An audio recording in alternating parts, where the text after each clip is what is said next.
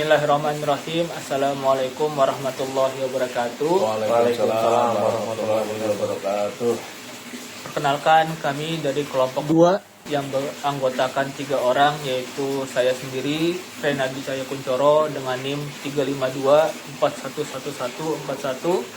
Saya Sudiman dengan NIM 352411144. Saya Robi Adiansa dengan NIM 35240 861. Di sini kami akan mempresentasikan tugas modul teori perilaku konsumen dan produsen untuk mata kuliah pengantar ilmu ekonomi dengan dosen pengampu yaitu Bapak Hibarkah Kurnia SST MT.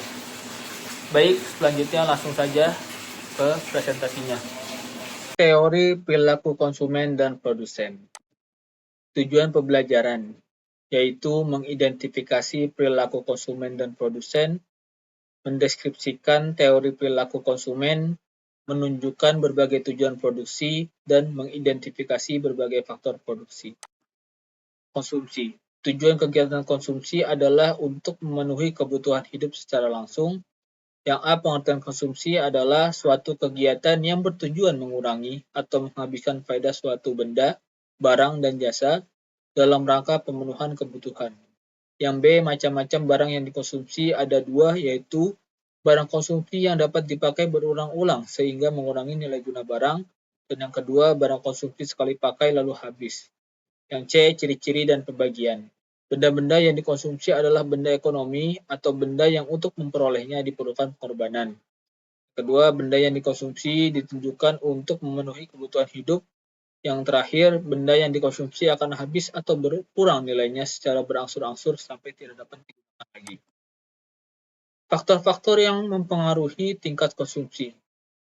Faktor internal yaitu pendapatan, motivasi, sikap, dan kepribadian, serta selera konsumen. Faktor eksternal yaitu kebudayaan, adat istiadat, status sosial, dan harga barang. Manfaat dan nilai barang. Manfaat atau guna, utility, barang adalah kemampuan barang untuk memenuhi kebutuhan manusia. Nilai barang adalah ukuran yang diberikan oleh konsumen pada barang.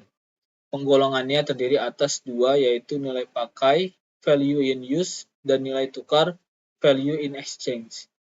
Dua-duanya memiliki nilai subjektif dan objektif. Manfaat dan nilai barang.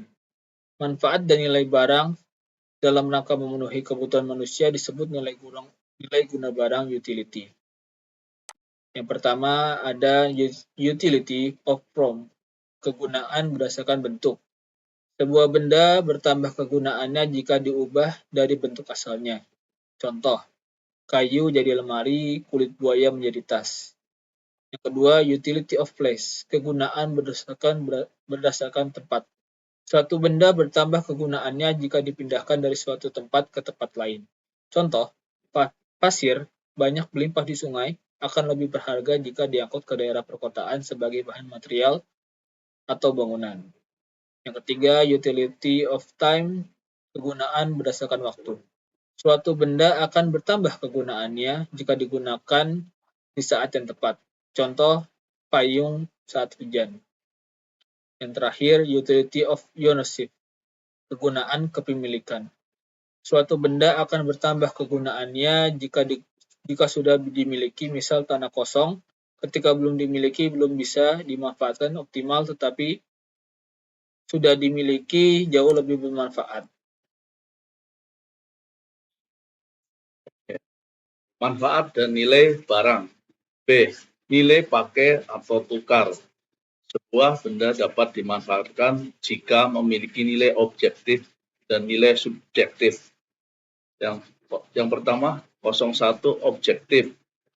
Nilai yang didasarkan pada barang dan jasanya berdasarkan objek, contohnya beras, makanan, pulpen, menulis. Yang kedua, 02 subjektif. Nilai yang didasarkan pada sudut pandang atau kepentingan orang yang membutuhkannya berdasarkan subjeknya. Suatu barang punya nilai subjektif karena yang pertama, barang tersebut dapat memuaskan. Yang kedua, menurut sudut pandang seseorang, barang tersebut mampu memenuhi kebutuhan sendiri. Contoh, bagi orang Indonesia nasi sangat berharga, tapi bagi orang Eropa terigu jauh lebih berharga. Teori perilaku konsumen. A. Teori nilai guna kardinal teori.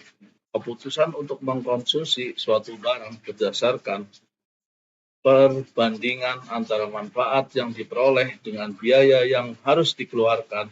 Total uang yang dikeluarkan untuk konsumsi adalah jumlah unit barang dikalikan harga per unit.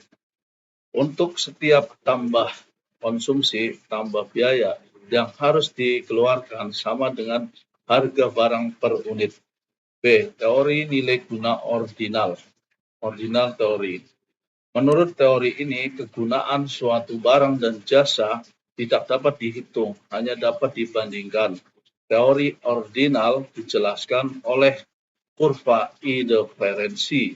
Kurva indiferensi dipergunakan untuk menentukan suatu keseimbangan pembelian konsumen dari dua produk dan menganalisis pengaruh perubahan harga relatif dan kedua produk tersebut terhadap jumlah yang diminta. 01 pengertian adalah upaya atau aktivitas yang dilakukan konsumen dalam memenuhi segala macam kebutuhan hidupnya, baik barang atau jasa berdasarkan daya beli yang dimilikinya. 02 golongan konsumen. A. Konsumen pasar. Konsumen market. Tujuannya konsumsi.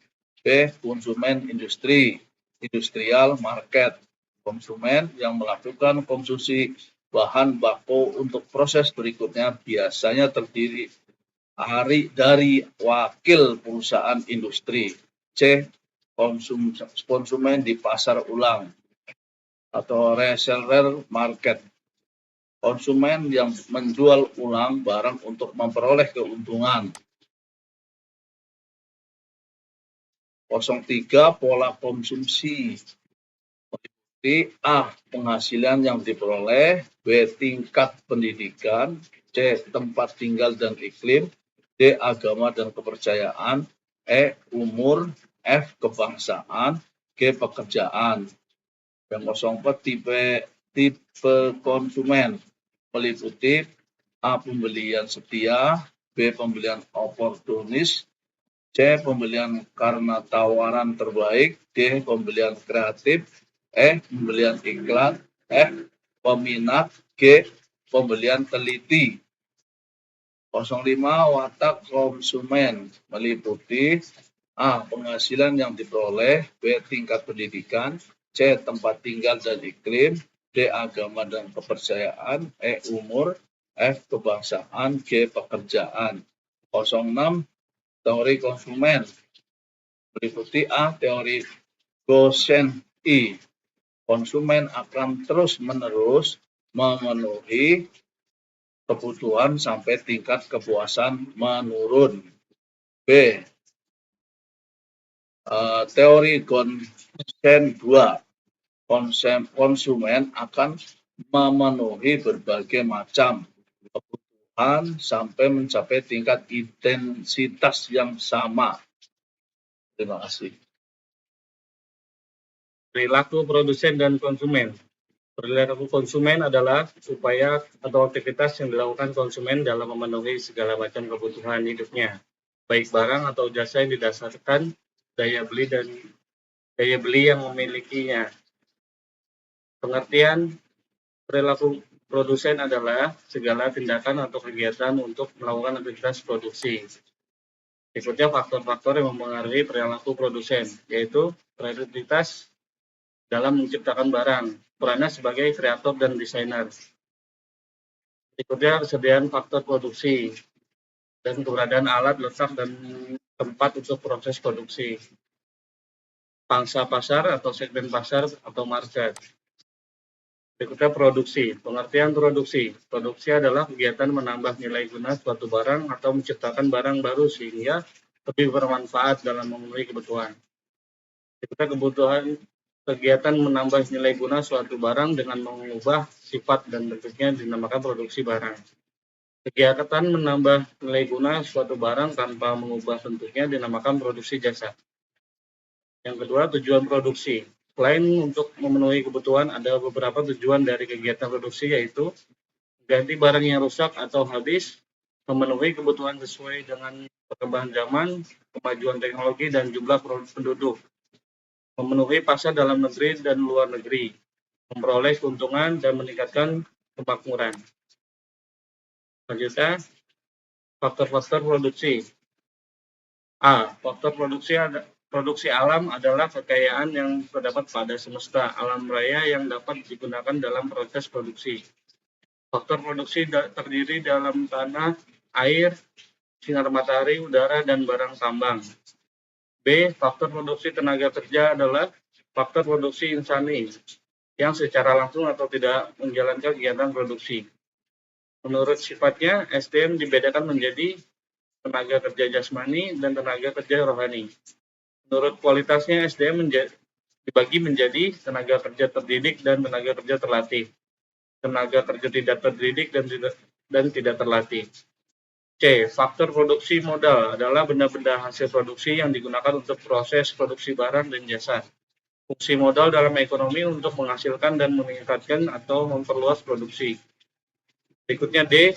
Faktor produksi keahlian adalah keahlian atau keterampilan seseorang dalam memanfaatkan atau mendayagunakan faktor produksi dalam rangka menghasilkan barang dan jasa, atau biasa dikenal sebagai pengusaha. Pengusaha sering juga disebut sebagai entrepreneur, sebab pengusaha adalah orang yang bertanggung jawab terhadap suatu usaha. Tugasnya antara lain mengatur dan mengkombinasikan berbagai faktor produksi yang menghasilkan barang dan jasa. Berikutnya teori produksi. Yang pertama, produksi dengan satu variabel. Proses produksi biasa dilakukan dengan satu variabel, misalnya faktor produksi yaitu SDM, SDA, skill atau entrepreneur, modal contohnya manusia, yaitu tanah, manusia sebagai modal. Dalam produksi suatu variabel ini, jika variabelnya terus ditambah dalam proses, maka tambahan hasilnya lama, kelamaan akan berkurang. Law of diminishing return. Faktor pembagi jauh lebih banyak. 2. Produksi dengan dua variabel merupakan proses produksi dengan menggunakan dua faktor. Produksi dengan menghasilkan output yang sama. Berlaku isoquant. Kombinasi faktor produksi untuk menghasilkan jumlah produksi yang sama. Berlaku isocost. Biaya yang dikeluarkan untuk membiayai penggunaan beberapa faktor produksi. Yang ketiga, sifat produksi yang dipilih produsen, yaitu produksi satuan, produksi massa, produksi seri, dan produksi pesanan. Keempat, kegiatan produksi ketika kegiatan produksi berlangsung, seorang produsen mengatur teknik produksi yang terkait dengan tata letak mesin produksi berdasarkan timbangan sifat produksi, urutan proses produksi, macam hasil produksi, perlengkapan dan peralatan yang digunakan antara lain sebagai berikut. Layout by product, tata letak, proses produk. Layout by proses, tata letak, fungsi mesin. Layout by stationery, tata letak, kegiatan pada industri besar yang memiliki bagian besar atau assembly. Alat didekatkan dengan bahan baku.